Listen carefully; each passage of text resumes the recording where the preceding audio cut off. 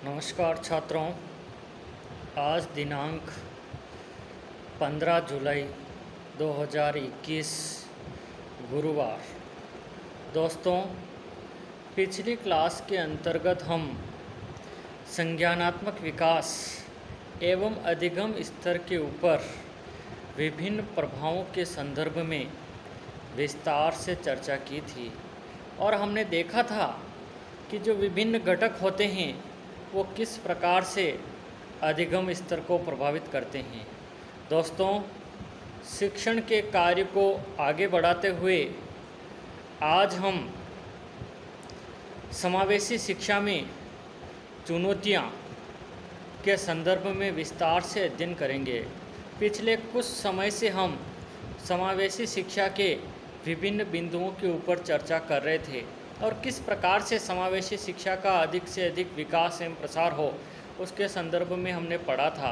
अब हमारे सामने इंक्लूसिव एजुकेशन को लेकर के समाज के अंदर, विद्यालय के अंदर या राष्ट्र के अंदर किस प्रकार की चुनौतियां हमारे समक्ष उपस्थित है उसके संदर्भ में हम चर्चा करेंगे। वर्तमान समय में देखा जाता है कि विकलांगता एक गंभीर समस्या है जिनका समाधान विद्यालय व्यवस्था के माध्यम से ही संभव है। जब एक विद्यालय बालक को सामान्य विद्यालय में प्रवेश नहीं मिल पाता तो इसके मूल में वह असामान्य है, यानी कि वो विद्यालय अपने आप में असामान्य है तथा दूसरे बालकों की शिक्षा में बाधा उत्पन्न करेगा। इस प्रकार के अनेक तर्क प्रधानाध्यापक, अध्यापक, विद्यालय प्रबंध समिति एवं विद्यालय कर्मचारियों द्वारा प्रस्तुत किया जाता है। यानी कि इस प्रकार की समस्या आती है कि विकलांग बालक है या शारीरिक रूप से कोई अक्षम बालक है तो वहाँ पर इस प्रकार के तर्क देते हैं कि यह सामान्य बालकों को भी प्रभावित करेगा। इस प्रकार की चुनौतियाँ हमारे सामने उपस्थित होती हैं। इस प्रकार विद्यालयों में छात्रों को प्रवेश नहीं मिल पाता। कुछ अभिभावक भी नहीं चाहते कि उनके बालकों के साथ कोई अक्षम, अपवंचित, पिछड़ा एवं विकलांग बालक अध्ययन करे। बहुत सारे पेरेंट्स की भी ये मानसिकता होती है कि हमारे बच्चों के साथ जिस विद्यालय के अंदर मेरे बालक एवं बालिकाएं पढ़ रहे हैं उन बालकों के साथ इस प्रकार के बालक अध्ययन न करें क्योंकि उसका प्रभाव हमारे बालकों के ऊपर पड़ेंगे। ऐसी सोच अभिभावकों की भी होती है। इस प्रकार विद्यालयों का स्वरूप एकांकी हो जाता है जिससे विद्यालय का उद्देश्य ही समाप्त हो जाते हैं, क्योंकि विद्यालय का उद्देश्य प्रत्येक छात्र चाहे किसी भी जाति, धर्म, रूप, लिंग आधार पर किसी भी प्रकार से बालक के साथ भेदभाव नहीं करना चाहिए। लेकिन इस प्रकार की सोच से जो विद्यालय के मूल उद्देश्य है वो क्या हो जाते हैं, समाप्त हो जाते हैं। इस प्रकार की अनेक चुनौतियों को ज्ञात करके उनको समाप्त किया जाना आवश्यक है। ये वर्तमान समय की आवश्यकता भी है कि ऐसी चुनौतियाँ यदि हमें कहीं देखने को मिलती है तो उनको तुरंत पहचानते हुए समाप्त करने का प्रयास करना चाहिए, क्योंकि समावेशी शिक्षा को बढ़ावा देना है तो इस प्रकार की स्थितियों को खत्म करना बहुत ही आवश्यक है। क्योंकि इस प्रकार की चुनौतियाँ विद्यालय के समावेशी स्वरूप के सृजन में बाधा उत्पन्न करती है। इस संदर्भ में अनेक प्रकार की व्यवस्थाओं एवं उपायों को संपन्न किया जा सकता है जिससे एक सामान्य विद्यालय को समावेशी विद्यालय बनाया जा सकता है।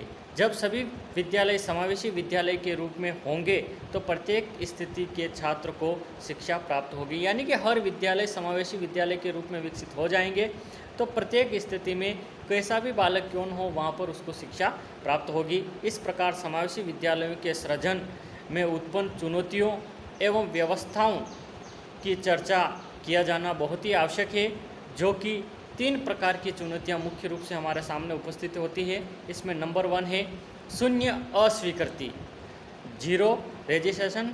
दूसरा, आधारभूत संरचना के लिए बाधा रहित वातावरण की पहुंच। और तीसरा है अनुकूलन। आज हम शून्य अस्वीकृति, जीरो रिजेक्शन को समझेंगे। समावेशी विद्यालयों में शून्य अस्वीकृति का आशय बालक बालिका के प्रवेश की स्थिति से है, यानी कि बालक की प्रवेश की स्थिति क्या है, यानी कि ऐसा बालक है जहाँ पर एक भी इस प्रकार का बालक नहीं है। प्राचीन काल से वर्तमान समय तक विद्यालय व्यवस्था में शिक्षकों, प्रधानाध्यापक तथा विद्यालय प्रबंधन द्वारा विकलांग बालकों, अपवंचित बालकों तथा पिछड़े बालकों को प्रवेश देने में अस्वीकृति का प्रदर्शन किया जाता था। यानी कि उस समय की ये थॉट थी कि ये शारीरिक रूप से अक्षम है तो ये क्या पढ़ेगा, इस प्रकार के पूर्वाग्रह से ग्रसित होकर के विद्यालय के अंदर अध्यापकों के द्वारा इन बालकों को विद्यालय से वंचित रखा जाता था और प्रवेश से अस्वीकृत कर दिया जाता था। यह अस्वीकृति ही समावेशी विद्यालय सृजन की प्रमुख चुनौती मानी जाती है। इसके अतिरिक्त प्राय यह भी देखा जाता है कि बालक बालिकाओं को यह कहकर विद्यालय से निष्कासित कर दिया जाता था कि वह विद्यालय के नियमों के अनुकूल आचरण नहीं कर रहे हैं। कई बार विद्यालयों के अंदर ऐसे बालकों को इस प्रकार से ही विद्यालय से बहिष्कृत कर दिया जाता था कि अमुक बालक एवं बालिकाएं ये विद्यालय के जो नियम है, आचार है, अनुकूल के विचार हैं, आचरण है, उनका ये फॉलो नहीं कर रहे हैं और ये विद्यालय की छवि को क्या कर रहे हैं, धूमिल कर रहे हैं, या विद्यालय में अन्य छात्रों की शिक्षण अधिगम प्रक्रिया में ये बालक बाधा उत्पन्न कर रहे हैं। जबकि समावेशी विद्यालयों का वातावरण उस समय सर्वोत्तम माना जाता है जब उसमें शून्य अस्वीकृति होती है।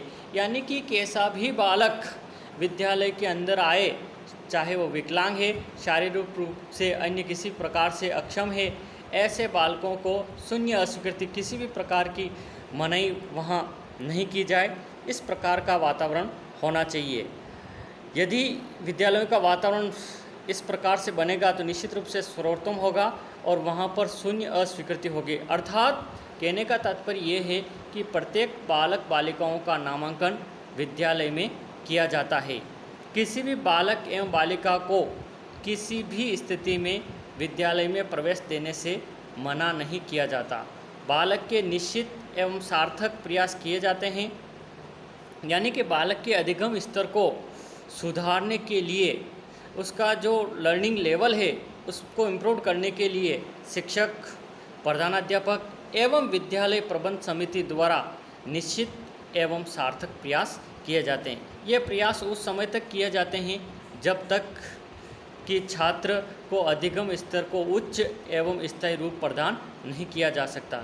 इस संदर्भ में प्रमुख विद्वान प्रोफेसर एस.के. दुबे लिखते हैं कि शून्य अस्वीकृति का आशय विद्यालय व्यवस्था की उस सकारात्मक प्रवृत्ति से है जिसमें अक्षम, अपवंचित, पिछड़े एवं सामान्य बालकों को समान रूप से प्रवेश की स्वीकृति होती है तथा उनके अधिगम स्तर में सुधार एवं समग्र विकास के लिए पूर्ण आशावादिता एवं सकारात्मक दृष्टिकोण का प्रदर्शन किया जाता है। इस प्रकार प्रत्येक क्षेत्र में शून्य अस्वीकृति एक समावेशी स्वीकृति की स्थिति को उत्पन्न हो जाती है। इस प्रकार यानी कि प्रोफेसर एस.के. दुबे ने शून्य अस्वीकृति को एक सकारात्मक प्रवृत्ति, पॉजिटिव वे में उसको लिया है, जिससे कि जो समाज के अंदर अक्षम है, अवंचित है, पिछड़े एवं सामान्य बालक है, उनको समान रूप से प्रवेश की स्वीकृति प्राप्त होती है तथा उनके अधिगम स्तर में सुधार एवं समग्र विकास के लिए पूर्ण आशावादिता एवं सकारात्मक दृष्टिकोण का प्रदर्शन किया जाता है। इस शून्य अस्वीकृति के अंदर इस प्रकार प्रत्येक क्षेत्र में शून्य अस्वीकृति तथा समावेशी स्वीकृति की स्थिति उत्पन्न हो जाती है। इस प्रकार के विद्यालय समावेशी विद्यालयों के रूप में जाने जाते हैं क्योंकि ये विद्यालय सभी प्रकार के छात्रों का समावेशन करते हैं। ऐसे शून्य अस्वीकृति से संबंधित विद्यालयों की व्यवस्था करने का प्रमुख दायित्व है। तो दोस्तों, आज की क्लास के अंदर इतना ही। आगे जब भी हम मिलेंगे अगली क्लास के अंदर शून्य अस्वीकृति के मार्ग में क्या क्या बाधाएं उपस्थित होती है उसके संदर्भ में अगली क्लास के अंदर हम विस्तार से अध्ययन करेंगे। धन्यवाद दोस्तों।